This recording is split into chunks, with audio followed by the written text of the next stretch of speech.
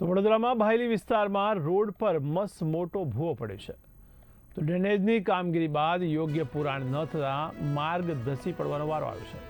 ત્યારે રોડ પરથી પસાર થતો બાઇક સવાર આ ભૂવામાં પટકાયો હતો અને ભૂવામાં પટકાતા ઇજાગ્રસ્ત થયો હતો। ત્યારે અકસ્માતમાં ટુ વ્હીલરને પણ નુકસાન પહોંચ્યું છે। ત્યારે સ્થાનિકોએ પાલિકાની કામગીરી સામે ગંભીર આક્ષેપો કર્યા છે। તો શહેરમાં ડ્રેનેજના કારણે ખોદકામથી ટ્રાફિક સમસ્યા પણ ઊભી થઈ છે। તો કોન્ટ્રાક્ટર દ્વારા બેદરકારી દાખવવામાં આવી હોવાનો આક્ષેપ કરવામાં આવી રહ્યો છે। ડ્રેનેજ લાઇનની કામગીરી બાદ યોગ્ય પુરાણ ન કરાતા ભૂવો પડ્યો હતો અને અધૂરી અને બેદરકાર ભરી કામગીરીને કારણે નાગરિકોના જીવ જોખમમાં મુકાયા છે। ખૂબ જ ગંભીર બેદરકારી પાલિકાની જણાઈ આવી છે।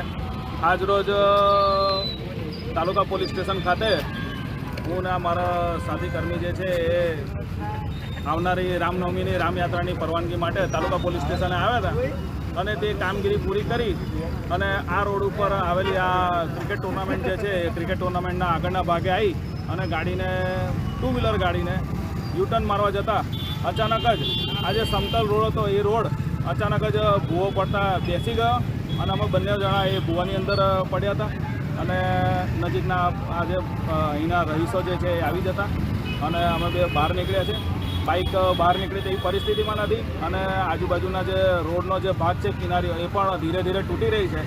એટલે એ જોતાં પણ એવું નક્કી કર્યું કે આ બાઇક અત્યારના કાઢવું હિતાવહ રાખતું નથી એટલે ચોકડી પર એવું ને એવું યથાવત રાખ્યું છે। રિઝ્યુમમાં